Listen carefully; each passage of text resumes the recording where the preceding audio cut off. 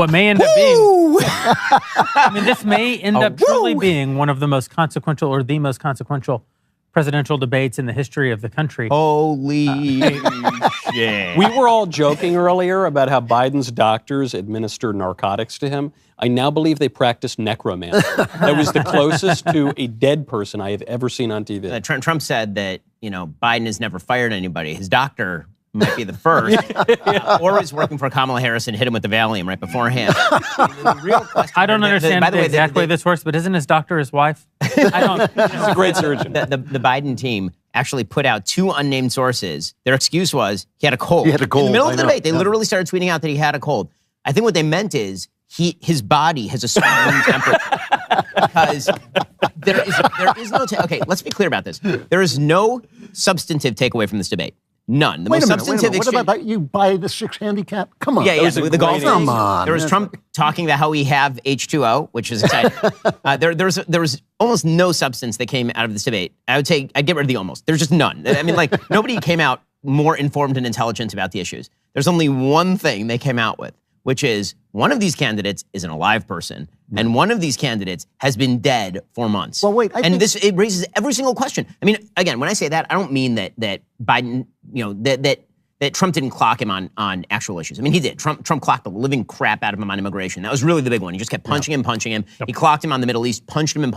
He on entitlements even? On entitlements. Yep. But debates are moments, right? That's what they are. 4 years on, you don't remember the whole debate. You remember the policy. You remember the moments. You remember Mitt Romney being told by Barack Obama in 2012 that the 80s called and they want their foreign policy back. Or you remember Donald Trump saying in 2016 to Hillary Clinton that if I were president, you'd be in jail. Yep. Or you remember Biden in 2020 saying to Trump that he should shut up. In this one, the only takeaways, the only moments are Trump saying, one, I have no idea what the hell you just said at the end of that sentence. Yep. Right? That was a huge one. And I don't think you do either, he said. Yeah. Yes, and I don't think you do either. Him mocking the 6 handicap by saying he can't hit the ball 50 yards. Right? It's all the zingers were pretty good, even when Biden said, I beat Medicare. Said, yeah, you beat it to death. Yes, that's the thing. Yes. Even less than the zingers, it's Biden. The debate was over really from the moment he walked out, wandering out, slack-jawed, just the way he presented himself. The debate was already over. Look. 10 minutes in, when he tried to give an answer and he trailed off and couldn't even string together a sentence, what Biden needed to do was avoid a moment like that because, as you said, it's really all about moments. There's going to be like one viral moment to come out of this. That's going to be the moment when he trails off and can't finish a sentence. And the ironic thing is that it was a little bit of the reverse of what we said, where actually we thought that Biden would come out juiced up on drugs and then he would trail off at the end. He actually improved a little bit in the final 30 minutes. A little bit. He was still terrible. I agree with you. But it doesn't matter because by that point, it was over. I have a neuroscientist friend, a brain surgeon, who was texting me during the debate. And he said they probably hit him too close to time. Right? They probably shot him up too close to time. Like he needed a little lead time. And so what ended up happening is you saw it. He trailed off at the end also. His closing statement, he was dead again. Yeah. But he had about like a 35-minute lucid period, which happens in stage 3, stage 4 dementia.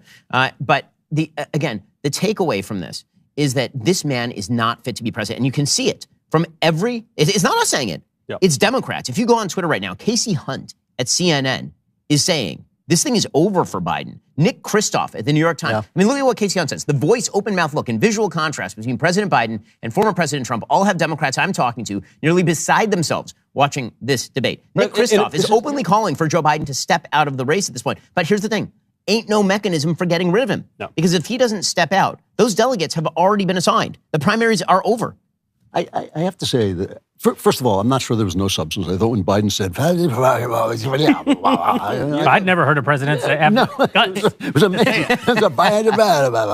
But also, I disagree with this thing that people take away the zingers because the press pushes that idea on us. But I think people are a lot smarter than that. There wasn't a lot of substance in this debate, but there was a lot of leveled accusations by Trump that were absolutely true. The things he said about Trump, about Biden in Afghanistan, the things he said about Biden on the border, these are true. These are true statements. And Trump, they come out in this Trumpian way, but they're absolutely true. And the fact that Biden was completely gone. And the fact that he zoned back in a little bit, but he didn't zone back into like living level. It was like kind of that moment before a guy passes away when he has a moment of rigor mortis. Or the moment after. We're going to get into all the questions that this raises, and it really does. I mean, I don't think we've ever walked out of a debate. First of all, we've never seen a presidential debate that happens before the party conventions, when it's still possible to make an effort to replace one of the candidates. And it's almost impossible to imagine at this point that there isn't an effort to remove Joe Biden. Whether or not that's possible is the kind of thing that we should get into. We're going to be taking questions also from our dailywire.com members. Head over to dailywireplus.com right now and become a member. If you're not one, use promo code DEBATE for 30% off. Our members make it possible for us to bring you coverage like this. This is the first time that we've ever had to pay in order to stream a debate. It costs an enormous amount of money. CNN, you may have noticed it wasn't like American flags behind the candidates. It was like multiple CNN logos because this debate is so unique in our history that we just didn't have free access to it. Journalists weren't able to attend it in the room. And the result of that is basically we depend on dailywire.com members to make this possible. So if you're a member, thank you. Make some questions for us. You make it possible for us to do this. If you're not a member, head over there to dailywireplus.com. Become a member today. Promo code DEBATE for 30% off. We'll be taking questions throughout the broadcast. We'll also be checking in with our own Cabot Phillips, who is as close to debate as they actually allowed reporters to get in the free Democratic Republic of America, where, he's in the next room, right? Yeah. One room over. You're allowed to watch the feed, like the hoi polloi. So we'll be checking in with Cabot and seeing what the temperature is like over there, which is hopefully a bit warmer than the temperature was over on that right hand podium. What does it mean? I mean, we've never seen anything like it. What happens next? Toast. He's toast. I mean, Biden is toast. It's like he loses. It's like, what can change that would now allow him to recover other than Trump actually having a health crisis? Legitimately. They could imprison Trump or home imprison. I think that would secure the victory. I agree, because now it looks as though they'll do anything in their power to stop Trump from being elected. So he gets imprisoned after this, and it looks like you want this dead guy in there, so you're willing to imprison. By the way, quick final note on the debate that I think is worth noting. This format actually is kind of great. It's great. And every debate and the moderators, fine. Moderators, they were fine. They did a good job. They did a good job. Yeah. They asked some left-wing questions. They asked some questions that were pretty pointed of Biden. Yep. They gave people room to speak. They didn't feel the necessity to jump in and sort of fact-check Trump, but not fact-check Biden. Like, actually, kind of great. Yep. Kind of great. To your point, Ben, on Casey Hunt, Casey Hunt is actually an important figure in how to process this debate because, look, Jake Tapper and Dana Bash were on that stage too, and they're CNN anchors, but they did a good job and they seemed kind of moderate, whatever. When we watched Romney versus Obama, we would say, oh, Romney won that debate, and the Democrats would say, Obama won that debate. Casey Hunt is not Jake Tapper and Dana Bash playing the moderate in this debate. Casey Hunt is a huge lib. She is like a lib's lib over at all the lib networks, and she's worked for a lot of them. And she is admitting, and every honest leftist in America is admitting, because you have to at some point. If you don't admit it, you become the buffoon, and they're not going to sell their career for anybody. Can we just say this thing's evolved? I mean, it did. I mean, the first 40 minutes were better, and then it got worse, and then at the very end, it just turned into two old men arguing about their golf game. And that was the best part. That was one my of them favorite part. drooling into his gruel and nearly dying in his closing statement. But the Trump actually, for the first 40 minutes, was the most disciplined candidate he has been for 10 years. This is the Trump. Everybody was sort of like, if he could just contain himself, if he could just stop himself. Like, you guys were in the room with me, but for those who couldn't see me, when he gave his original answer on January 6th, I nearly jumped out of my seat because he did the thing he needed to do. They asked him about January 6th, and he said, on January 6th, inflation was low. On January 6th, we didn't have massive crime and massive illegal immigration. The Middle East wasn't on fire. Ukraine hadn't been invaded. That's what was happening on January 6th. That is such a phenomenal misdirect. It's such a great reshifting of the actual answer. Perfect. And then, they followed up, and he said some stuff about January 6th. But he did that a couple of times. They asked him about retribution, and he said, my best retribution is success. That's a great answer, right? This is a contained Trump. This is the first time, honest to God, I think we may be in the only cycle where Trump either thinks he's going to win or thinks it is possible that he could lose. So in 2016, I think that for nearly the entire cycle, he thought he was going to lose. And so it was like, let it all hang out, man. Just let your freak flag fly and go for it. And then in 2020, I think he felt like, you know what? There's no way I can possibly lose to this guy. And then he didn't win. And this time, he's looking at the polls and he realizes, if I show like one iota of discipline, I will be president again. And if I win again, that makes me one of the most historic presidents in the history of the United States. Yeah. I mean, it's an unbelievable thing. And you know what? Win, be president, lose, and come back is crazy. The other thing about Trump that I've been saying for years, and no one will believe this, but it's true, is he learns stuff. He does. More than other people his age and more than most politicians. He changed, He responds to incentive structures. What's that? He responds to incentive structures. Well, that's unfair. I think that's a form of learning. Actually, no, I think he actually learns how to do stuff. Look, the guy is an amazingly successful man. This is a guy who has been on the top of the real estate business in New York, very tough. Top of TV, very tough. Won the presidency on his first time out, very tough. This is a guy who knows how to do things. And I'm sorry, there are times when I don't like him. There are times when he acts in ways that I wish he wouldn't. But you have to respect the guy. He does know what he's doing. And he saw, the one thing that they say happens to every president is when he comes into office, he finds out things are actually as bad as he said as he said they were, and it's always a shock. And I think the thing about Trump is he kept saying the government is corrupt. I don't think he knew how bad it was until the RNC turned against him, until he was littered with people trying to overturn and block his presidency. Now he knows, and he does not forget this stuff, and he incorporates it in what he does. And I think to talk about him like he's some kind of animal responding to incentives is not right. This is a smart man. He's an intelligent. No, when I say he's responding to incentives, what I mean is he can read the political room. Well, yeah. Okay, but that is a form of learning, because for a long time he couldn't. For a long time it was like, okay, I'm just going to say the thing that I want to say when I feel like saying it. And because it worked, and and so he realizes, and his entire team was telling him, everyone was telling him, if you hem it in, you're going to win. And he paid attention, and then he did it. Well, there's this other thing you have to remember, which is that he didn't run in 2016 to win. He didn't think he was going to win. He, of course, ran in 2020 to win and thought he was going to win. That's a completely different. He's running in 2024 knowing that he has to win. Because they have arrayed the entire justice system against him. And should he not be victorious in November, there's a very good chance that the guy spends a significant part of the rest of his life in prison. They'll banish him to St. Helena. I mean, this, and he's been president, and this is why, to the points we're all hitting on, this answer was really good, and this was the perfect answer. One answer that I have been championing for years now, and I'm so elated that Trump gave it, was on foreign policy, and the world will be set on fire if Trump wins. And Trump can say, look, you keep putting all this Putin, Russian nonsense on me. Well, when Bush was president, Putin took land. When Obama was president, Putin took land. When Biden was president, Putin took land. I'm the only president of the last 20 years that Putin hasn't taken more land under. The proof of the pudding is in the tasting. The fact that this man was president, we can compare just 3 years ago how things were. That is an amazing and undeniable fact. His answers on abortion, I thought also, I don't agree with the stuff about give it to the states, but he did pivot back to the Democrats' extremism on abortion. Yes. Which is exactly what he should be doing. I think we even saw in this debate where he started, it's exactly that January 6th moment. He gave the great answer, then they came back to him, and he started getting defensive, and then it was shortly after that where he actually said the phrase, which you should never say in a debate, of I didn't have sex with a porn star. But that's 101. Right. And that's when he starts getting defensive, and it's like when things get rocky. Goes into the commercial break, comes out, and it seems like he's focused again. And then he gets off on the golf game thing, but that was charming. Because then he said, look, the biggest lie you've said tonight, you're six over par or whatever, it's not true. I've seen your swing. But let's not act like children. Great. So close.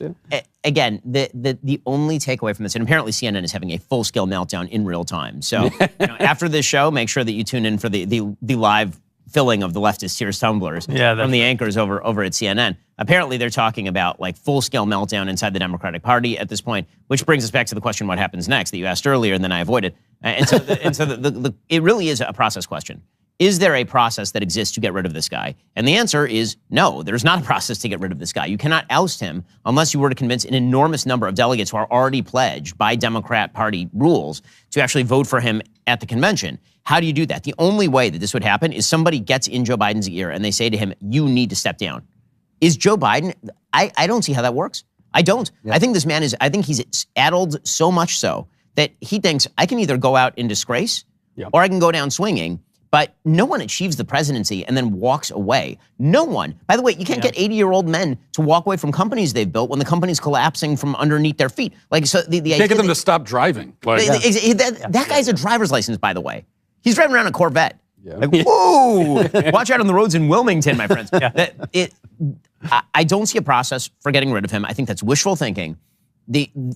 Honestly, the only question I think at this point is, does he actually die before the election? I mean, he looks like death. I think what Democrats are going to do, because they can't get rid of him, you're right, they're going to pivot to 2028. And they're going to say, okay, what can we do?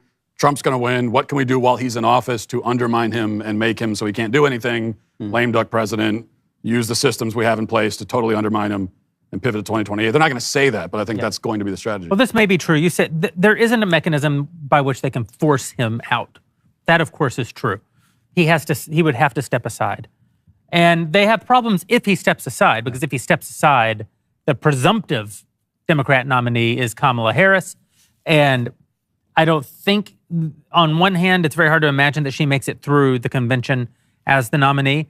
At the same time, it would be very difficult. There's a trap of their own making, Democrats setting aside who would be the first black woman to be president in favor of whom? Gavin Newsom. Gavin Newsom, the whitest of white men. That's a real challenge. I've said for months, I think there's always been a 30% chance that Michelle Obama was the next president. That's the Undertaker's music. She is the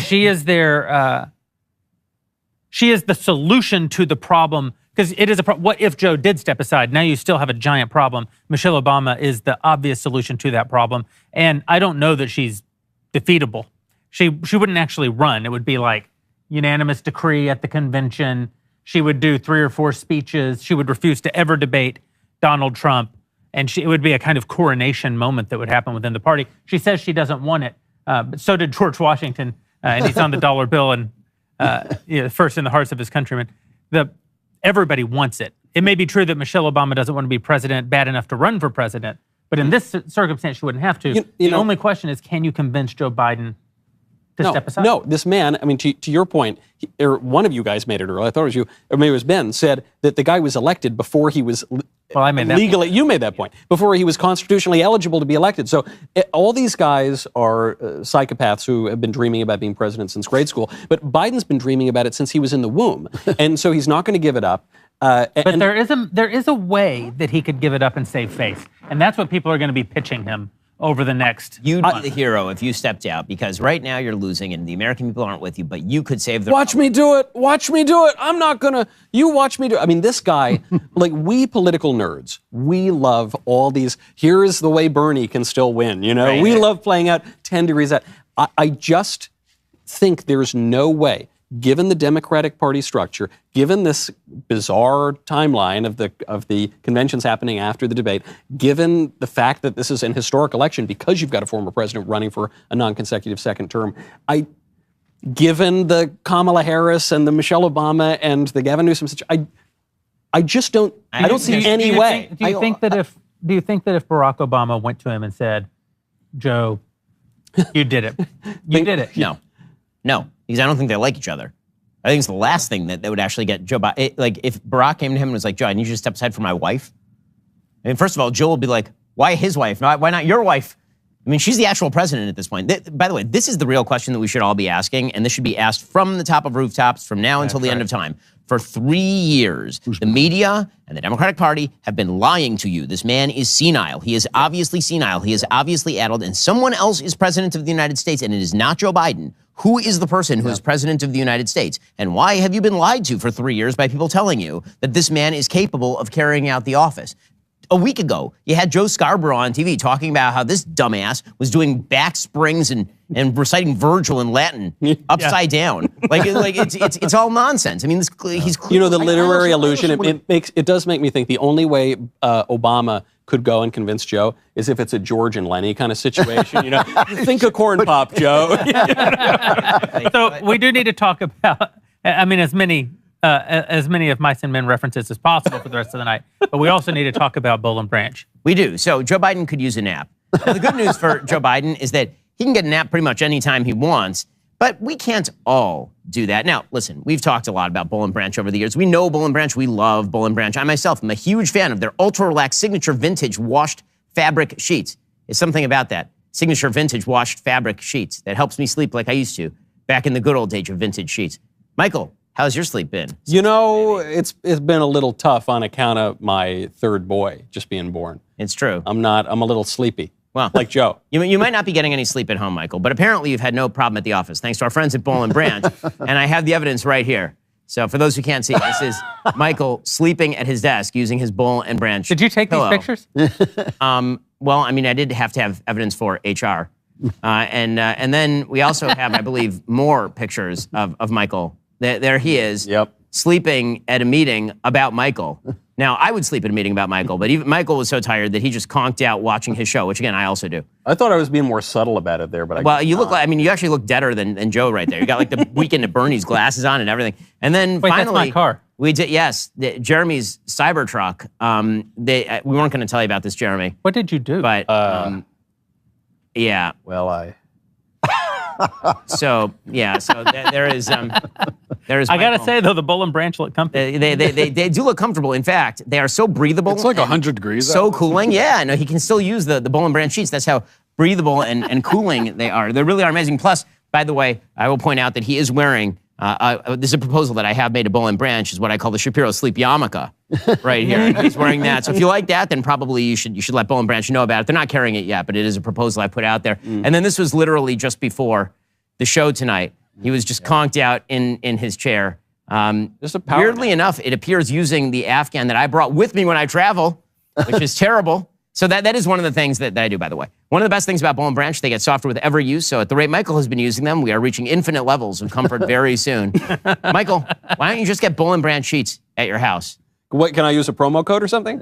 Yeah, probably. Listen to the end of the commercial to find out. To tell you the truth, I was gathering these photos as evidence to get Michael fired, but then we use them for an ad that actually generates revenue for the company. So unfortunately, I actually just undermined my own cause by making money off this ad. Sleep better at night, or if you're Michael Knowles, shamelessly during the workday with Boll & Branch sheets. You can get 15% off your Boll & Branch sheets, first set, plus free shipping at bollandbranch.com/Ben. That's Boll & Branch, BOLLAND, branch.com/Ben for 15% off and free shipping. Exclusions apply. See site for details. And by the way, I'm not joking. I literally travel with this thing. This Afghan is unbelievable. Like it is absolutely spectacular. And again, I assume that Joe Biden will be curling up with one of these very shortly, plus like a cuddly rabbit, and you know, and then later at night someone will come in and change his bedpan. That was a great bit, guys. Huh? I can't believe Ben took all those candid photos. You know? Yeah. Well, you know, again, I'm trying to get rid of you for years. We may as well make some money off of you. So, anyway. I think Drew had a point. Did Drew? I did have a point. It's But gone. I was talking about politics. Who cares? This is the question that everybody in America is asking right now: is can they replace Joe Biden? I want to raise just an objection to this. It's not that I think there's no chance of Michelle Obama becoming the candidate. I'm not so convinced that she's unbeatable. I'm not so convinced the American public will suddenly just fall in with that. It's such, people are just smarter than the press gives them credit for, including us. I think that people are going to look at that and see it's a game, that they've been gamed, they're being toyed with. No, because nobody knows who's running the country, and the country, whoever's doing it, is doing a bad job. I don't think anybody's going to believe. He's a doctor. If you're running on protecting democracy, and then you just throw somebody at the public 2 months before the election, that's a tough. I agree. That's a tough pivot to make. And also, there's just the problem is there's no way for Biden to step down now that isn't him stepping down in disgrace. Yes. He could have done it 6 months ago and just declared victory and be totally fine, protect his legacy and all that. But to do it now, he's just hobbling away in disgrace, obvious, and there's no way to do it. And now I'm going to present an incredibly dark alternative. Okay, this has nothing to do with like who runs and who doesn't run. And it's actually not an alternative as opposed to like a very dark prediction. I've been making this prediction actually since January. And that was at some point during this election cycle, I've been saying that I think that Biden's going to fall down on the job and it's going to break the race open. And when that happens, the period between now and when Donald Trump takes office, assuming that he wins, is going to be one of the most dangerous periods in American history because all of America's enemies are going to move. If you're Iran, you move right now. You don't wait for Trump to get into office. You move now, right? You start coming out with your development of the nuclear weapon now while Joe Biden is president. And Biden is still delusional enough to believe that if he appeases Iran in some sort of way, that they will keep things quiet up till the election. Because when we say it's going to break wide open, we don't mean it's going to be a 60-40 election. We mean that probably in the polls, you'll have Trump pop another 4 points and suddenly he's leading by 7 or 8. And Biden will figure, okay, well, maybe it'll close up back at the, or so whoever's running his campaign will figure that. If you're China, do you blockade Taiwan right now? Is that the move that you make? Because you're like, I don't want to do that while Trump is president. Right? Things just got very, very dangerous, and like more dangerous even than they are, because the possibility of Donald Trump coming in scares the living shit out of the bad guys. Well, and even if there weren't an election, the performance by the sitting president of the United States on national television just now. It's a good point. Dangerous. That's a really good point. I mean, I'm looking. I've been watching him, for a year, thinking if I'm in charge of China, I take Taiwan. I don't see why they haven't done it. I guess the rules of engagement are so well set, although Biden hasn't been very clear about them. But still, I agree with you guys. I think that this is a dangerous moment. I think it's a dangerous moment within the country because our enemies within the country are hysterical and radical, and the press has supported them for so long. If we had 6 patriots in the media to just say, even if it's Trump, we're going to go with it, that would be a beautiful thing, because I would like the next time they ask Trump if he'll accept the election, I think you should ask the press, will you accept the election? By the way, they didn't last. Ain't going to be no second debate, right? That's the only debate. I cannot. I didn't believe in this one. So but how does he get out of it? Because he already agreed to the ABC debate. He just waits until Trump says something bizarre on social, and then he's like, I can't debate a man who hates. By the way, to note that happened in that debate, which is totally really insane. So you remember, obviously, Hillary Clinton declaring the deplorables. You remember this? Yeah. In this debate, Biden was asked directly, there are tens of millions of people who are going to vote for your opponent. You say he's a threat to democracy. Are the tens of millions of people who are going to vote for your opponent threats to democracy? They don't like democracy. And he said yes. Yeah. He actually said yes. He just declared 75, 80 million. Well, he said the more they know about him, yes. Right. The more they know about him, yes. But the question wasn't about Trump. The question was about the people voting for Trump. That's right. Yeah. So that means that he is now actively saying that everybody in this room, because we're all going to vote for Trump, I've financially supported him, that all of us are effectively enemies of the country. Well, he's not actively saying anything. Let's be clear about that. Fair. I mean, he may have thought that he was just, reciting the alphabet. Or singing "Twinkle Twinkle Little Star" if he can remember all the words. But he has been saying. But he's been saying that all along. But saying the open more part. Cognizant. Yeah. But that's unbelievably dangerous. You want to talk about divisive? Like you want to talk about Civil War kind of stuff? Yeah. Half the country being actual enemies of democracy.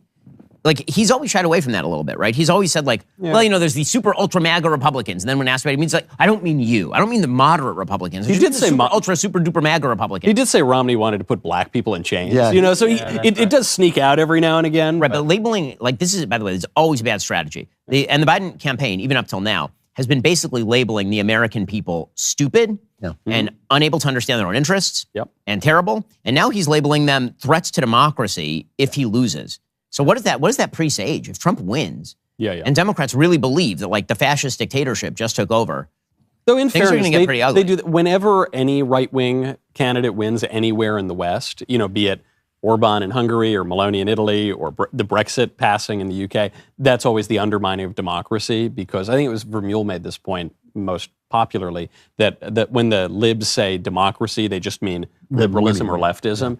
So he does that a lot. But you're right. I mean, this is such an explicit way to say, if the majority of the American people oppose me, democracy's over. What does democracy mean in that statement? And he still has a lot of other trials he's got to face. I mean, he said that with a kind of glee. After saying, how dare you threaten me with retaliation, he's literally threatening him on stage with retaliation. Again, I thought that was one of Trump's best moments, is when Trump said, my retaliation is success. I thought that was that was great. Again, one of his better lines. And the attacks on the courts that have been going on in the press, basically saying if you delay these trials until after the election, those are bad decisions. I mean, this is really. I mean, this is the worst thing about this administration has been what they call it lawfare, but it's really third world. Honestly, this discussion, it tells me even the way we're all thinking about this, Biden is finished. He's finished. I mean, unless barring some crazy circumstance. The reason again we get why, because have we said Trump's name 5 times in this whole conversation? The question is, who is the election referendum on? If it was a referendum on Trump, Trump was going to lose. No one is talking about Trump after this debate, because Trump was perfectly in line with or better than he has historically been. He was good. He was Trump, but he was contained Trump, and then he was a little uncontained Trump, and then he was contained Trump, and maybe a little touch here of some pepper of uncontained. But he was all well within the sort of radius of Trump. And meanwhile, Biden is like, as Matt said on Twitter, Biden is staring into the afterlife. I mean, that guy blinked 7 times during the whole debate. He looked as, I mean, it was like the end of Apocalypse Now with Kurt saying the horror and he stares into the distance. It's wild. Yeah, it was that look. It's this look. And that was his normal look. That wasn't him being horrified at something Trump was saying. That was just his resting, it was his resting death is upon me face. It's like the look that you give at 3 a.m. when the Grim Reaper is coming through the door with the sieve. I wonder what they're telling him now. Great job, Joe. Yeah, well done, Mr. President. He was holed up for like 2 weeks doing debate prep. Yes, that was after 7 days of rest. And they never even told him, like, close your mouth when at least. It does, since we keep making all these literary references, to Conrad or myself. Virgil. I've had a good night. Virgil. Yeah. It does remind me, there's a famous poem by Wallace Stevens, The Emperor of Ice Cream. Yes. It was about death. Yeah. And I'm just picturing Joe Biden with that ice cream. The only emperor, the Emperor of Ice Cream. Goodbye, Joe. Yeah. It is an amazing moment. And while there may not be a mechanism for unseating him as the nominee, you're going to see a lot of pressure over the next several weeks. And by the way, you're going to, and machinations. That in of itself sinks him, right? That's right. And conversations. I guarantee you that tomorrow night on the news, there's going to be lots of conversations about superdelegates for the first time since 2016. Yep. And I don't know what the media are going to do with this. Because normally in a debate like this, they're somehow like, we're going to rip on Jake Tapper and Dana Bash or whatever. But here's the thing. The issue wasn't the issues. The issue wasn't the questions. The issue wasn't the answers. No. Right? For a month, they've been pushing this cheap fake crap. Where it's like, we've seen videos of Biden like wandering off into the woods and being eaten by cannibals. Or Biden just, again, like falling off bicycles or not being able to climb into a coat or falling upstairs. Like, we've all seen 1,000 videos of him not being with it over the past couple of years, and they kept calling them cheap fakes, and it's all in your imagination and all this crap. What happens when the entire crowd realizes that not only does the emperor have no clothes, the entire media that's been protecting him has no clothes either? Well, this is the thing that always gets me about the media. They have sacrificed, during the Obama administration, they sacrificed their credibility. During COVID, they sacrificed their credibility. I don't think they have any credibility. I think people are now, one of the things I've noticed within the last 6-7 months is people are getting better at parsing information. We're all being awash in information. We're all getting hit like this absolute flood all the time of undistinguished information, and people are just getting better at picking it apart. I don't think anybody gives a rat's what CNN thinks. I think we talk about CNN more than anybody else in the country because they're so funny and they represent that leftist bias. But I don't think people are getting their news from CNN anymore. When you look at the ratings, they're gone. There's nobody there. And I think people are being able to take the conspiracy theories out. COVID was a turning point in this country that nobody has paid for and nobody has really figured out. How could we? It's too soon afterwards. But people learn stuff. They learn that the government lies. They saw them lie. They saw that the conspiracy theorists sometimes we're in the right, and I think that it's taught people get better at things. They adapt. And one of the things they have to adapt to is the internet, and I think they are. One of the things that I was just thinking a moment ago, and this is like almost blasphemous for me, but the wisdom, peculiarly enough, the wisdom of nominating Donald Trump over some of the other candidates in the race was made apparent tonight. Yeah. Not because Trump was like a stellar debate performer. Because I thought that this was the best Trump has performed in a debate for a while, but I didn't think like this was a historically great performance by Donald Trump. On the order of, Lincoln. Yeah, exactly. I mean, it wasn't like if you think of like ideal debates, that was not it. I mean, there was a lot of saying over and over he's the worst president in American history and the border's white. Okay, just on a purely intellectual level, this isn't something you're going to be teaching in class. But the one thing that Donald Trump is that none of the other Republican candidates is, and I'm going to use the word here, and it's so weird to use this about Trump, is boring. Yeah. There ain't no new information about him. Ain't nothing. Right? Donald Trump is the most well-known commodity in the history of American politics. We drank out of the fire hose of Donald Trump for 8 years now. Ain't nothing surprising about him. So you get that guy on the stage, and he's just himself. And there is nothing for the Democrats to pick over. There's nothing there, right? If this had been, say, Nikki Haley or Ron DeSantis or somebody else, then it would have been like, oh, this is something new. Yeah. Right? This is something for me to dissect. This is something, there's a place for me to dig in right here. And maybe you open up a gap with the Republican base. Or maybe he says, like, if Ron DeSantis or Nikki Haley had said, I'm fine with the abortion pill on a national level, which he said in that debate, right? Then a lot of the pro-lifers have been like, what are you talking about now? But Trump says it, and we're all like, well, Yeah. And so what that means is that there is no place for Biden to go. And so the Republican base voter, I think, innately understood, and you could see it actually in the primaries, the minute that Biden started to sink in the polls below Trump, the Republican base was like, okay, I guess it's Trump.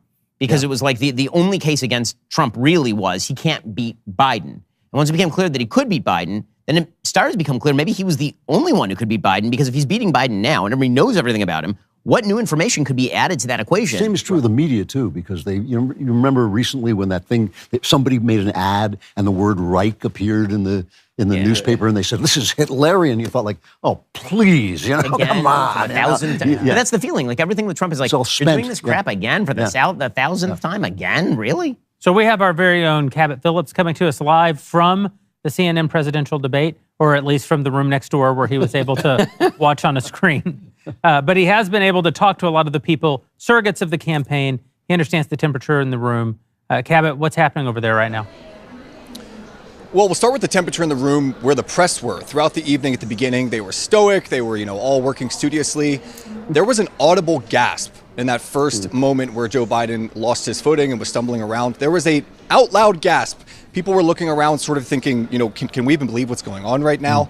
And just to give you guys an idea of what's going on in the press, listen to some of these headlines right now coming out of the debate. Politico, Dems freak out over Biden's debate performance. Biden is toast. NBC News, babbling and hoarse. Wow. Biden's debate performance sends Democrats into a panic. Wow. Listen to these CNN chyrons. These are the CNN chyrons right now. Dems saying we have a problem after Biden's performance tonight. And then again, aggressive panic for Dems after Biden's performance. There were multiple CNN hosts on the left openly saying it might be time for us to remove President Biden as the nominee. There was complete pessimism coming out of this. But one interesting thing is that a lot of the Trump surrogates I spoke to and heard from, they were essentially saying, keep Joe Biden on the ticket. They had no interest in entertaining the idea of replacing him. To that point, I talked to Congresswoman Elise Stefanik. Here's what she had to say when I asked her if Joe Biden is and should continue to be the nominee. In your opinion, do you think that this President Biden will still be the Democratic nominee by the time we get to November? He is the Democratic nominee. He will be on the ballot, and we are going to defeat him this November and elect President Trump, the next president of the United States. And the American people see crystal clear Joe Biden's failed policies, whether it's the border crisis, Biden inflation, or his weak role as commander-in-chief leading to chaos and weakened national security. This was an absolute overwhelming knockout victory by President Trump against a failed, feckless, and weak Joe Biden. Guys, the moment the debate ended, the floor behind me was instantly flooded with a dozen plus Republican surrogates. There's Lindsey Graham, who was doing handstands. I never thought I'd see that. There was J.D. Vance, Marco Rubio. There was Doug Burgum. There was a litany of Republican lawmakers who were just jubilant in talking about what happened. For the first 20 minutes, there was not a single Democrat surrogate to be found. Wow. Right now, the only people I'm seeing behind me are Gavin Newsom and Raphael Warnock, who are doing their best to maybe push attention away from Gavin Newsom being the nominee, as he was doing earlier this evening when we heard from him. Yeah. But the Democrats are very clearly, you can get a sense of how they feel about this debate based on the way that their surrogates are reacting. Here's again what Stefanik had to say when I asked her about the performance from Joe Biden versus Trump. And this is the general idea of what we're hearing from Trump surrogates. The debate expectations for President Biden were fairly low. Do you believe that he exceeded or failed to reach those expectations? No, I'm going to correct you. The Biden campaign said this would be the reset moment for Joe Biden's candidacy. And what they saw is the American people saw a weak, horrible president who is the weakest president in our nation's history with the weakest performance, capstoning the weakest presidency with a border crisis, Biden inflation, weak national security. So this reset will only continue to skyrocket President Trump's support in the polls. Thank you very much. So you can get an idea. That is what we're hearing from the Republican surrogates. Again, only two surrogates that I'm seeing right now. They were very slow to come out. And what we have heard from the Biden campaign so far, no one is trying to pretend that he did a good job. There are very few Democrat campaign officials saying this was anything but a disaster. All of their talk is about Donald Trump. The Biden campaign is now rolling out project2025.com, trying to direct people towards what Donald Trump will do if he wins. They're not wanting to talk about their guy's performance. And Cabot, we hear that Trump himself made an appearance in the spin room. What was that like?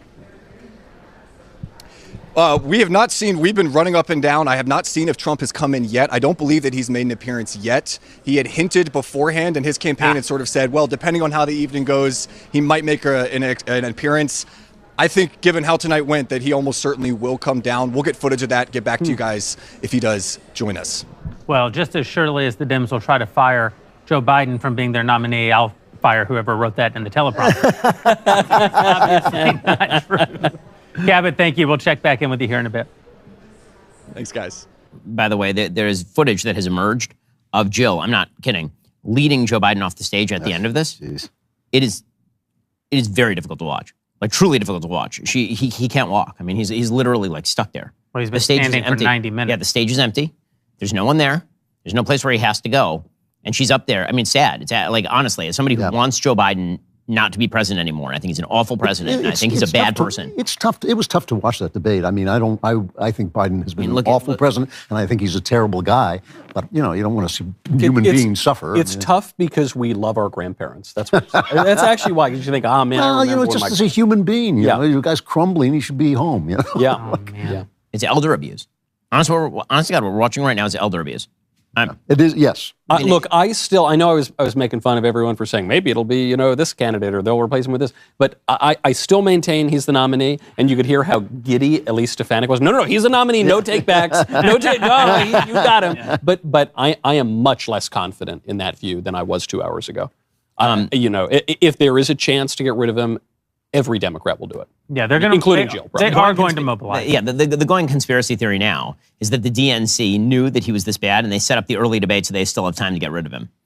Right? That's the going conspiracy theory of the day. But I will say that the Republicans are being smart in how they're approaching this. So Stefanik's response is there. You notice the thing she didn't say is he's senile and not with it, and that's what Republicans should do from here on out. They should just clock him over and over on his policy and let the American people notice the thing. Yeah. You don't have to say the thing. Just let them notice the thing. I agree with you. Everybody notices it. You don't have to say that he's senile. You don't have to say, we can all say that. But I mean, if you're a politician, if you're Trump, just don't say any of it. Yeah. Just be like, he's terrible as a Why president. not? Why not say it though? Because once you start bullying the old man, then it starts to look mean, as opposed to just letting people notice that he is not capable. But like we just talked about, it's a major national security issue. Like, this guy is literally senile. It's a danger to the American public. So I should correct him saying like that. I agree with you. Like, the way you're putting it is better as a national security issue, as opposed to kind of like the jokes that we've been telling, which I think Trump will also be very, very tempted to tell because they're funny. Of course. I mean, look, he told an erection joke on stage, and it was very funny when he did it, the wood joke. But did you guys not catch that? It was. Oh no, yeah. Okay. All right. No. He did. He said. Did we knock on wood whenever we get near it? Well, yeah. Wherever we can find. Wherever we can find it. Or whatever, something like that. That's what you read into that. No, I did too. Go back to the tape. I think that it was at the podium. Made a fake wood. By the way, I didn't read that as an erection. Internet is amazing. I'll tell you, I know Cabot said, I think Trump is going to come into the spin room. He should. I hope he doesn't. I hope he doesn't. Yeah. He had such a clean win. Yep. It was so. take the win. Take You killed it, Mr. President. You destroyed. Well, this is the best advice that I've ever heard about celebrity is Jerry Seinfeld, who years ago said, Go home. Go home. Go home. You finished the show? They clapped for you? Yeah. Go home. Yeah. I think the pivot I'd like to see Trump make here is I think you have to talk about the fact that the guy's actually senile. It's a real thing. We all know it. But to pivot to a place of like concern where you're concerned for the country, but you're also concerned for this man who this man is not well and he needs to go home and be able to live out his days. And I think you could say that in a way that comes off sincere. And because everyone feels it. We all feel the same way when you see it, even though the guy's a scumbag. We're all saying it's difficult to watch. So I think that kind of messaging from Trump and from the Republicans could actually be pretty powerful. So I want to play this clip. And it's clip number, you know the one? They're in my ear. They said they know the one. Oh, wow. And here it is. They just read your mind, Leo. Yeah, amazing. Do you support any legal limits on how late a woman should be able to terminate a pregnancy? I supported Roe v. Wade, which had 3 trimesters. First time is between the woman and the doctor. Second time is between the doctor and an extreme situation.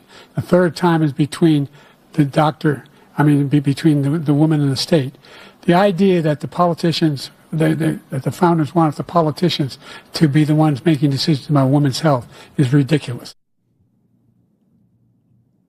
So the clip didn't make any sense in that he was trying to articulate the row system of trimesters, and then he inaccurately described the row system of trimesters. And then his final point was, in the third trimester, he's trying to say abortions don't happen in the third trimester. He says it's between the woman and the state, and so I don't want the politicians involved. But you just said it's between the woman. Not one bit of it made sense. And he's desperately trying to defend Roe v. Wade. You know, the really sad thing about the overruling of Roe v. Wade, which is the greatest political victory in my lifetime, yes, because it reduced the number of surgical abortions. The great tragedy that has come about because of just the state of technology right now is abortions have actually gone up. Mm-hmm. You know, Roe v. Wade was supposed to be the great victory for the pro-life movement, but that the number of abortions has increased due to the fact that the abortion pill is now more readily available than ever. New estimates show that more than 1 million babies were aborted in 2023. The abortion pill accounted for the majority of them, 60% of them. On top of that, a recent study reports that the rapidly declining global birth rate will lead to a major population crisis if birth rates continue to decline. So we need to do something about that. And at the federal level, it seems like we've exhausted the solutions that are available for now. There's a fight going on in the states. So what can you do? I've got an answer, and it's a group that not only, helps support our shows, but it's a group that I personally support, and I would strongly encourage anyone listening to support however you can. That is Preborn. Preborn is currently providing free ultrasounds and life-saving resources to expectant mothers, helping them to choose life for their babies. They are the front lines. They're offering support and hope to people facing unplanned pregnancies. When a woman sees her baby on an ultrasound, it increases the chance that that baby will live. It doubles the chance. It increases it by 100%. So it's something that you can do. It's really tangible. And if you can give $28, there you go. That's great. That's one ultrasound. If you can give $2,800, that's even better. Just give what you can. We need your help now more than ever. Please consider donating to Preborn today to support their life-saving work. You can sponsor that ultrasound for just $28. When a woman who is considering abortion sees that baby, that's going to be very likely the deciding factor. So please do it. I don't always put my money where my mouth is when it comes to different political issues or candidates. This is one where I think it's really important, and I should be doing more, and we all should be doing more, and I would encourage you to do more. Preborn.com/backstage. Donate today. Preborn.com/backstage. If you want to use the phone, dial pound 250, say keyword baby. That is pound 250, keyword baby, or preborn.com, code backstage. And it's an important, it's an amazing stat though. If you look at if you see your baby, 100%. Twice as unlikely to have an abortion. Yeah. Just tells you everything, right? You just have to see it with your eyes, and then you know. And that is one of the aspects of the debate that we actually haven't touched on yet. For the first time in my lifetime, neither candidate for president of the neither party's candidate is universally opposed to abortion. And it's a consequence of the overturning of Roe, because Republicans have been able to say that they were for, with exceptions for rape, incest, and life of the mother, which is always the boilerplate that they've baked in politically. But with those exceptions baked in, every Republican nominee in our lifetime has said that they were against abortion. But in part, in fairness to Trump, it's because he got Roe v. Wade overruled. Him and Mitch McConnell and the judges, obviously. That's right. So his view is identical to Reagan's view. And frankly, I think Trump has more credibility even than great St. Ronald, because Ronald, when he was governor of California, he liberalized abortions. And so do I wish Trump would go further on the abortion pill? I certainly do. Do I wish Trump would go further on a federal ban? I suppose I do, though it does raise questions of subsidiarity and federalism and government. So I recognize that actually is somewhat complex, even for the purpose of saving babies. There are pragmatic concerns. There are pragmatic concerns. But Trump even made this point. I mean, this is what I love so much about Trump's answer is he said politics is the art of the possible. He said it's the Tom Keene answer, right? You have to win. To quote cocaine Mitch McConnell, the winners go to Washington, the losers go home. And the guy, he's the first Republican president to show up to the March to Life. Reagan didn't do it. Bush didn't do it. But Trump did it for all of his zaniness and, life in New York. He got the judges who overruled Roe v. Wade. He's held the line at least on saying I'm pro-life with these exceptions. Let the states do what they're going to do. I hope he supports those conservative states when they do pass laws against abortion. But it's a whole new world because Roe v. Wade was the law for 50 years. That's the right answer, though. It is a whole new world. There was a fight to get rid of Roe v. Wade. It was a major, major thing because to live in a country that says that these babies you have a right to kill babies is to live in an evil country. Now we don't anymore. Now it's up to us. And that you got to move back to that position, that starting position, and change the culture. You have to change hearts and minds. I think people can do it. It's going to take another 50 years maybe, but I think we can start to do it. Yeah. I'm just, again, I'm repeating myself. I cannot believe the performance by Biden. Yeah. So I can't. I mean, I can't get over it. I honest to God can't get over it. I actually want to pressure test our working assumption right now. Okay. The working assumption of the 5 men in this room and virtually every American right now is that the race is over. And yet, 4 months in Donald Trump's America is a long time. There are political machinations that we can't quite envision. Both men are beyond the average life expectancy of an American adult man. None of us knows the future. Democrats will, in a day or two, have marshaled up some talking points. It's very hard to get people to vote for Trump, even people who think that Biden is unfit to be president. Does Biden still have a path to re-election? Yes, of course. What is the path? There's always a path because of what you just said, that nobody knows what's going to happen. Trump is old. Anything can really go down at this point. But at this moment, if the election were today, if there were if the election were today, if there are 3%, 4% percentage points to win in this debate, Trump won them. That's right. You know, things can turn around. By the way, right at I this think moment, it's more than that's where that. we are. And the reason I think it's more than that is because I don't think it's just that there are, 3%, which is, say like 30, 40% of the undecided independents who shift over to Trump. The voter, if you are a Democrat and you just watch that, what are the chances that if it's snowing on November 5th that you're going to the polling place? Who is enthusiastic about voting for this? That was a very demoralizing. This is so demoralizing. Look at this. This is the tape Jill from Biden. This is Jill Biden walking the president off of the stage. Okay, this is right after the debate.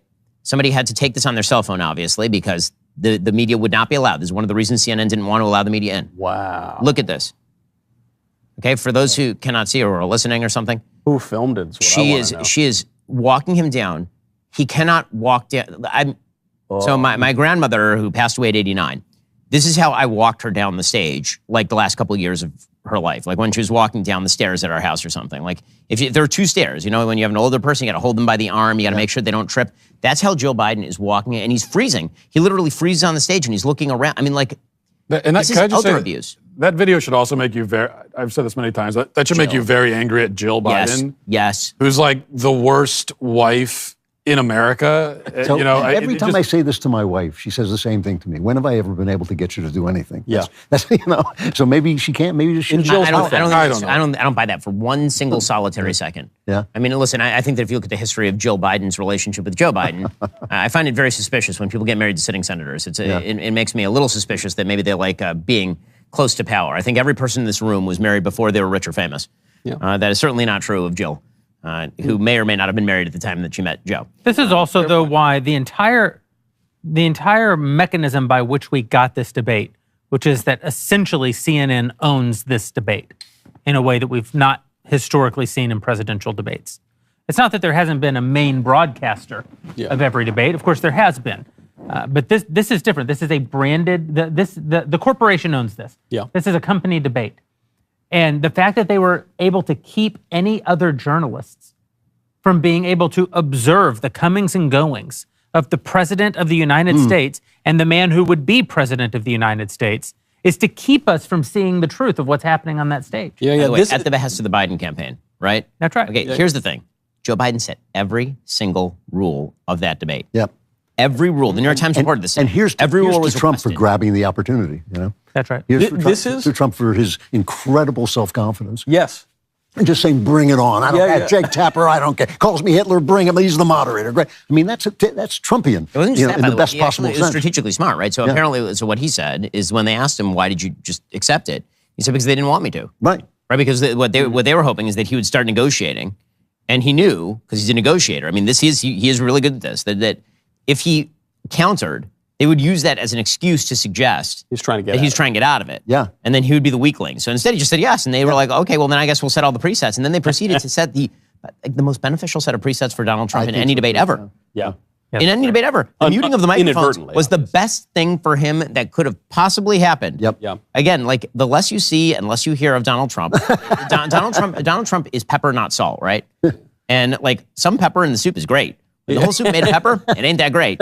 To Jeremy's point, though, this is dangerous. It is dangerous that CNN controls it. And it's kind of ironic for us conservatives because we've spent decades, we collectively, the conservatives, arguing for privatizing stuff because the government screws a lot of stuff up. And there's plenty of truth to that. And there's plenty of argument to deregulate and to privatize certain things. But it has come back to bite us when it comes to big tech. The fact that we privatize the public square, well, now 3 big liberal oligarchs control the public square and they censor us a lot of the time. The fact that now that we're privatizing presidential debates. This one didn't bite us. I've been saying this for years, though. New rules, new technology, new rules. I mean, I think that this thing with information flowing at the rate it's flowing, you need to set some rules. And it was one thing when it was building up and they said, okay, we're going to let you be editors, but also not editors and all that stuff. Yeah. Okay, fine. That's the way you build up, industries. But now it's time to start to set some rules where they cannot do this. And I thought it was a shame the Supreme Court let that case go by where they didn't slap the government. The GARM thing. But it was a technical decision, and that standing decision is always kind of questionable. They didn't really settle the matter of it. I think that there's got to be a way to stop the government from bullying social media, but there's also got to be a way of the social media just not shutting people down because they disagree with you. YouTube is the town square. I'm sorry. Yeah. They are not just a private company anymore. No. It ends. There's something we're not taking into account. It's like not setting new work rules once you invent the factory. Yeah. You have to say, no, kids can't work in a factory for 10 hours. If you're 8 years old, you shouldn't be in a factory. Government does have a role in life, and one of them is making sure that the playing field is fair, and right now it's not because the social media is out of control. It is truly the least fair today that it's ever been. Yeah. Say again? It's the least fair today that it's ever been. Right. I mean, what's happened at the social media companies over the last 6 months is truly remarkable. Yeah. They have cut off the majority of our access to our audience. It's ridiculous. Which is why I know it's a shameless plug, but it is absolutely serious. You must subscribe if you want the Daily Wire to continue to exist. Right. Because Facebook, particularly, and YouTube have taken away 90% of our reach over the last 6 months going into this election. Wow. They cannot have another Trump victory be blamed on them. I mean, Elizabeth Warren and others drugged Mark Zuckerberg before Congress, before the Senate, and said, we're going to break you up as a monopoly because Donald Trump won in 2016. Right. And social media, the lesson is, fine, we're not going to let that happen. Right. And for that reason, above all others, although there are others, we're so grateful to our Daily Wire Plus members who empower us to have these conversations. In fact, we should take some questions from some of them. Here's one now. Trump is 6'3". Biden is 6 foot. Is Biden wearing special shoes? How's he appearing slightly taller on? Well, they don't have this guy in rise platforms. toward heaven. I think that's what. Is that where he's going? I mean, he is wearing those like elderly people. He is, isn't he? So those are probably a little thicker than usual, right? That gives you half an inch at least. Yeah. Also, I mean, camera angles. I'm just saying they don't have this guy in like heels. There's no way he could. No, but I think Ben's right. I think they have him actually in. They have them in the moon shoes. Moon shoes. Yeah. Wow. Make it a little harder for him to fall. Which topic subject do you think? Which topic subject do you think each candidate did best in? Trump golf. Grammar for Biden, I think. Did Biden? I mean, we're talking about the liberal arts. That's an interesting question for Biden. Did Biden have one good moment in 90 minutes? He had a couple of answers that were kind of in the middle when he had the most pep. Yeah. He had a couple of answers that were probably as good as Trump's worst answers. Right? Things that we're saying, Trump did fine. Trump had some answers that were really good, especially early. In the middle, Trump was kind of not doing as well. And in that same section, Biden was doing his best. Yeah, I mean, I think that the one area where Biden did his best is where Trump got defensive about his January 6th activity, right? And that really had less to do with Biden doing amazingly well and more to do with Trump shooting himself in the foot on that sort of stuff. But I thought Biden did okay there, and not like outstanding. But again, even when he thought he had an answer, he couldn't even like get it out of his mouth. It's really hard to watch. Really hard to watch. Van Jones, and I will say, I know Van personally. Van's a super nice guy. He and I disagree about a huge number of things. Van was beside himself after this debate. Here he was on CNN. I think there's a lot of people who are going to want to see him consider taking a different course now. We're still far from our convention, and there is time for this party to figure out a different way forward if he will allow us to do that.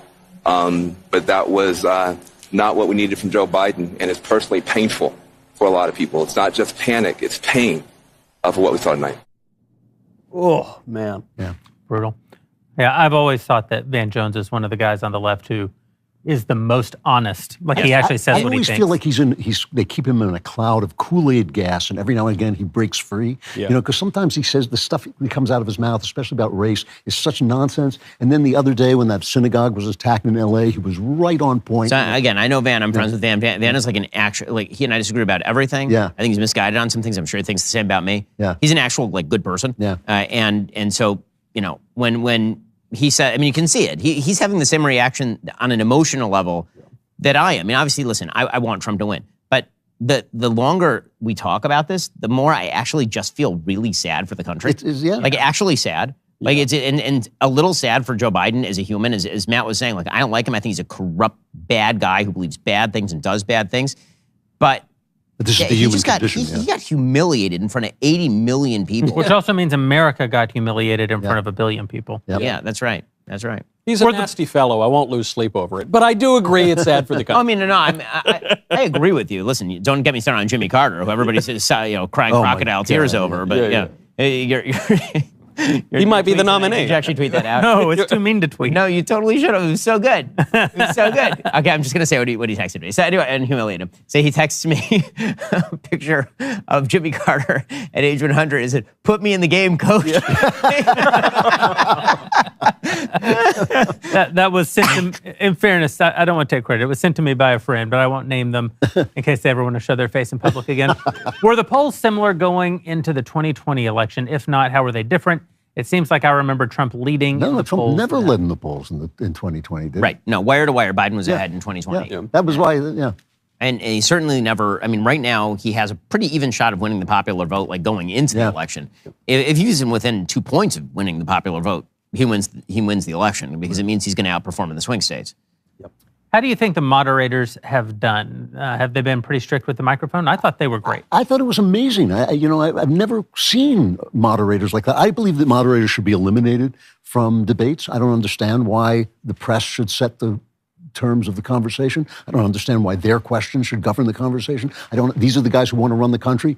Let's say, this is the international portion of the debate. What do you want to say? They should tell you what their priorities are. They should tell you what their plans are. Then they should shut up and let the guy respond like they do in Oxford at the debate. I do not see why they should be there. But if you have to have moderators, these guys ask good questions on point. They were tough for everybody. Yeah. They were well done. It was the first presidential debate. I'm trying to remember the earliest ones that I saw in my life. I think this was the most well-moderated presidential debate that I've seen in my life. Yeah, they did very well. And again, and if their question wasn't being answered, they didn't feel the necessity to hector the candidate. They would just come back in and they would say, the original question was X, you have 47 seconds. And then either they answer it or they don't. Yeah. They weren't trying to make themselves the star of the show, which is good. Yeah. But I think that they did well given the parameters of the debate, but I agree with you that And these rules worked really well for Trump, so that's great.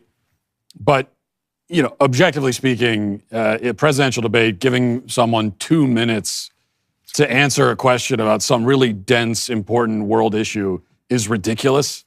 1 minute to give a response is absurd. But this is the way presidential debates are done, and doing it that way, this was the best version of that. And in fairness, I mean, I go back to Herman Cain when he was running in 2012, and it was joking about Becky, Stan, who cares who's the president? It's not going to make one job. And there is a point at which the president represents the people. He's the representative of one of the three branches, the spirited part of government. And so, the fact that Trump speaks publicly at a fifth grade level, and he's spoken on TV at higher levels in the past, but he speaks at a fifth grade level for the public because he wants to reach as many people as he can. I actually don't mind the 2 minutes. I think, if I want a university lecture on the politics of Becky, Stan, I could go find it somewhere on YouTube or at a lecture hall. And no shade being cast on either of the candidates tonight. Did they have more than 2 minutes of material on any of these questions? No, but this is, the press creates the situation where the zingers matter more than they should, where you're only supposed to pay attention to the attitudes and the faces that they make and the things that they say, instead of listening to substantive debate. So it's a little boring. At least you Well, I don't think, I've said for a while, no one should be president who can't go through an entire episode of the Joe Rogan show as the guest. Well, You should have to go sit there for 3 hours and be asked about the weirdest crap and aliens and DMT. So that I actually know anything about you or what you actually think. I think you should have to talk about what you would do. Like Trump skates on these things. The Ukraine war would be over in 10 minutes. But what would he do? To be fair, I think that matters so much less in this election than any election in my lifetime. And I am captain, I want substance. Give me more substance. Read a book, right? This is my entire brand. Right. Because we already have seen them be president, there's almost nothing to say. We've seen what Trump did. We've seen what Biden does. Biden sucks at it, and he's senile. That's the election, gang. I just saved you 90 minutes. Well, fellas, raise your leftist tears, hot or cold tumblers, as we play this clip from CNN.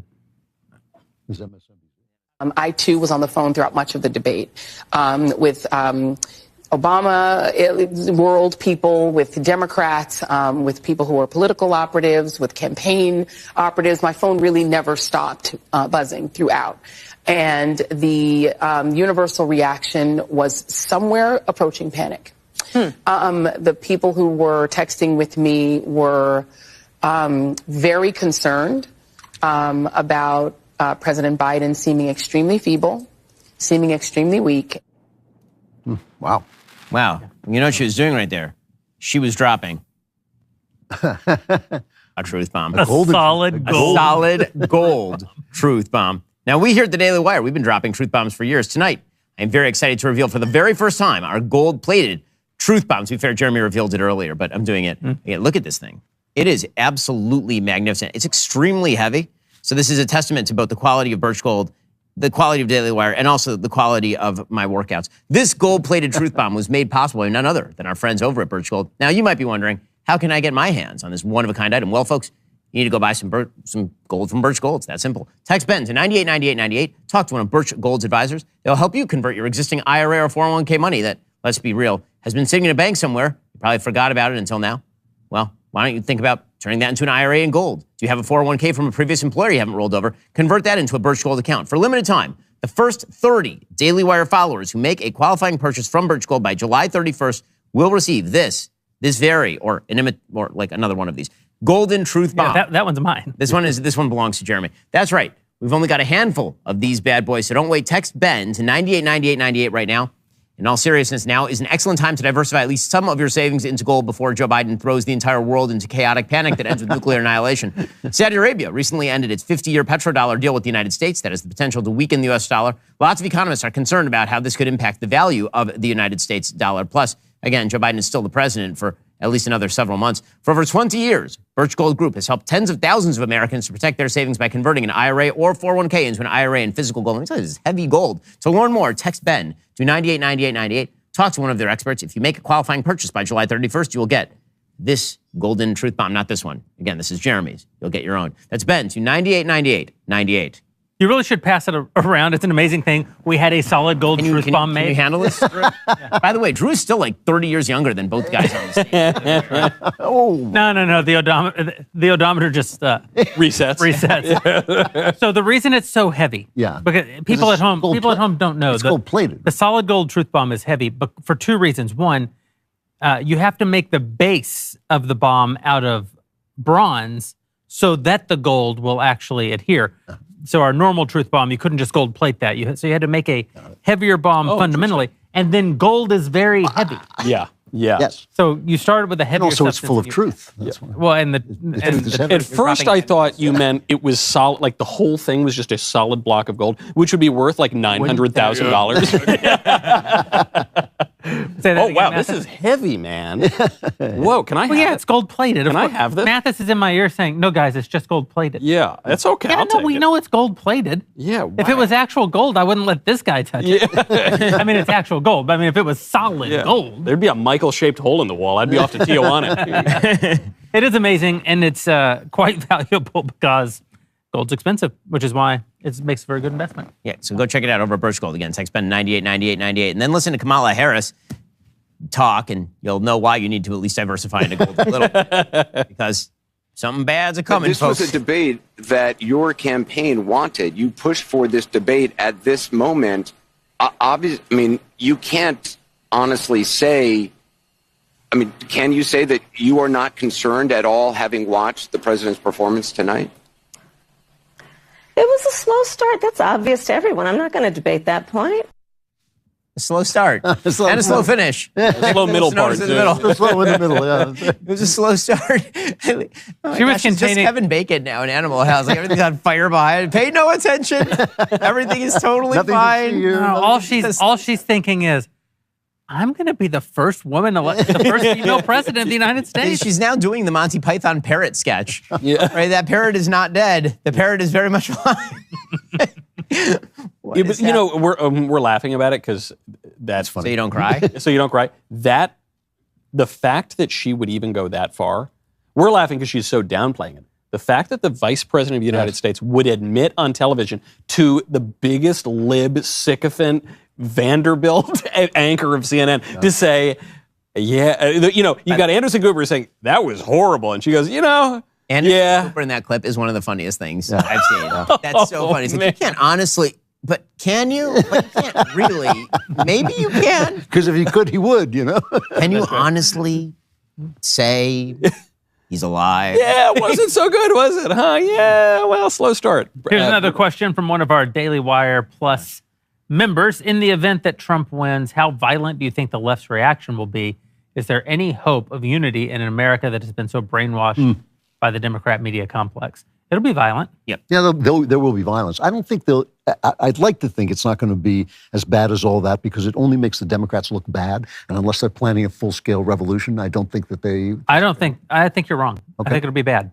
It's going to be bad because I think the Democrats, all violence is bad, of course. But I mean, I think that the Democrats don't know how to contain this thing that they have unleashed, this revolutionary fervor that they've unleashed, particularly beginning in 2020 with BLM, right now with the pro-Hamas protests that are happening all over the world, but particularly all over this country. The Dems have unleashed this very cynically starting in 2012 to get Barack Obama reelected after his very bad first term. And once you unleash these cynical forces, you can't put the genie back in the bottle, which is why there's so much projection. You're the end of democracy. If we vote for you, in a way, they're just projecting out the fact that they are actually doing all of these things. Trump tried to say it. He didn't say it very eloquently, but they burned down city after city after city in 2020.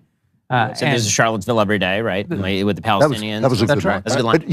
But I have had this, since we're making literary references today, I have had this feeling that I'm in one of those novels like The Magic Mountain or a play like Heartbreak Hotel where you're sitting around, Heartbreak House, where you're sitting around having tea, and drinking aperitifs. Well, the World War I is closing, the end of civilization. Yeah, it's Grand Hotel. As far as the violence, so here's my prediction. My prediction is things are going to be so bad at the DNC. Holy crap. Because here's the reality. Right now, if Joe Biden were to lose, I don't see how you get out of bed in the morning and riot over that. Yeah. We all saw it. Like, how do you get up and I think that people start to get violent when they feel they've been unjustly deprived of a thing. Mm-hmm. And so if you are a far leftist, you feel you're unjustly deprived of the thing at the DNC, right? Like, how did you give us this corpse who's too moderate as opposed to, an AOC type, some fervent left-wing intersectional radical? And so I think that you'll see I think it'll actually be worse at the DNC than it will be after the election, because if Biden makes it all the way to election day, and he's still the nominee, and then he loses, it's kind of like, is anyone going to be super shocked? Usually the violence comes out of shock, right? I think that on January 6th, for example, people were so shocked in the Republican Party that Trump had lost that they were like, this can't really be true. And in 2020, it came out of opportunism. But where's the opportunism? It's either shock or opportunism. So I think it's going to be mostly the DNC. We've seen over the last several months left-wing activist backlash against left-wing institutions. Right. And I agree with you. That's what I would expect to see in this scenario, where you're going to find the activists are going to be going after their own, going after the Democrats for putting them in this situation. There will be some violence, of course, but I think that's where it's going to mostly be targeted. Well, I also think we haven't talked much about this, but the push to actually put Trump in jail between now and the election, your point earlier was, well, now they can't. But that assumes a kind of rational thinking that they have not demonstrated up until this point. I think now they'll think they must put They are prosecuting him, And that's not that rational. The experts keep saying they're not going to put him in jail for this New York case. And I don't see why they wouldn't. I don't think they've actually gauged the level of their corruption. Yeah, I could see. If I had to put money on it, I mean, I agree they could. If I had to put money, I'd say they'd do some form of house arrest where he has to call his parole officer every time at his rally or something. Yeah. But even that, again, that's all baked in. If that's what they come up with house arrest, that changes zero things about the trajectory of this election. Here's a question. The answer is obvious. Which DW host would have made the best moderator? Brett Cooper. I actually would have to disagree. I think of all of us gents, it would be Matt. Because the rest of us, I disagree. That's why. And that's why you should have been the moderator. Because I feel I'd be too excited. I'd be too in the tank. I'd vote for Shapiro on this one. But the thing you don't understand is, Matt really wouldn't care. He would be so straight-faced and blasé the whole time. He would have a damn near impartiality, I think. I wouldn't want to do it. I wouldn't take the test. Exactly. Like, you'd have to pay me a lot of money. I mean, to be fair, the only person who could have moderated that debate is somebody who regularly plays golf. So show of hands. Show of hands. There you go. All right. Yeah, my son. Yeah. He's good. He's 8. Yeah. Hit the ball. Yeah. Anyway, so. To the hosts, what, in your opinion, is a fentanyl detection machine? There's a lot of stuff that happened in that debate that we're not going to talk about ever again. The fentanyl detection machine was one, the discovery of H2O in the United States. In our very United States, H2O was discovered. Congratulations, gentlemen. One thing that we haven't talked about is just the ease with which Joe Biden lies. Oh, it's amazing. Like, it's amazing. Trump is a exaggerator of the highest order. Yeah. Yeah. Right. And that is a form of dishonesty, of course. It's not the same thing as this. But it's not the same thing. Biden knows, for example, that the fine people on both sides is a lie. Yeah, a lie. He knows it, and he says it as though it were true. Yeah. He knows when he says, this guy said that Hitler has good ideas. He knows that he's painting with the broadest brush possible to arrive at that kind How of... How about no American soldiers died on my watch? No American soldiers died on my watch. The border is secure. The border is secure. He just with ease lies. No, I mean, this is, the word gaslight is now overused, but this is actual gaslight from the play Gaslight, where you're looking at something and the guy says, I don't see it, it's not happening. And Biden does it all the time, and he's done it his whole life. This whole idea that he used to be a better person, that he was somehow, he may make mistakes, but he's a decent guy. He never was. He never has been. He's been a liar his whole career. He's been corrupt his whole career. They keep saying, on PBS, they keep saying there's no proof that he took money in the Hunter Biden scams. There's all kinds of evidence. It's not proof because he hasn't been put on trial, but he should be put on trial. Doing corruption for the sake of your son is still doing corruption. That's right. Even if it was just Hunter getting drug money based on going over. Guy and 20 shell companies. I'm not sure it was just for his son. But he strikes me as a liar. I agree the mendacity is breathtaking. And the fact that they accuse Trump of that because he talks about his crowd sizes. When you have someone like Biden who's lying about really crucial aspects of his biography and his political career, he strikes me as more than a liar, but a cynic on the order, Pontius Pilate has the famous line in the Gospels, what is truth? Yeah. That's what makes him a cynic. Yeah. It's not that he lies, it's that he doesn't even care about the difference between truth and falsehood. He doesn't believe it's a thing. Yeah. I don't, in that sense, you might say Biden doesn't lie. I think he just doesn't care. He just says whatever is convenient. Well, it's going to be an incredibly interesting, I think, next few days as we see how the Dems spin and spiral and try to find their way back to some sort of stability. And listen, it could turn into the most interesting presidential election of our, well, not all of our lifetimes, but most of our lifetimes. No, I think all of our. I mean, can you think of one that's more interesting than this? Lincoln Douglas was big. I mean, obviously, historically, the conventions were much more meaningful because they actually selected candidates. They used to be cool, yeah. They used to be cool. And we could be in for an actual cool DNC. Yeah. Riots And if so- outside, battles inside, an old man, being propped up on on some sort of gurney. Yeah, and I don't know if you guys watched the first season of House of Cards. Yeah. Not House of Cards, I'm sorry, of House of the Dragon. But, I mean, Biden does kind of look like the king. We're in for it. Thank you guys for tuning in with us I didn't think it was going to actually be interesting. It was. Thank you especially to our Daily Wire Plus members for helping make this possible. You can still get in on that promo tonight if you use promo code DEBATE over at dailywireplus.com and become a subscriber today. We would appreciate it, and we look forward to seeing you guys in the days and weeks to come as we see where this crazy train goes.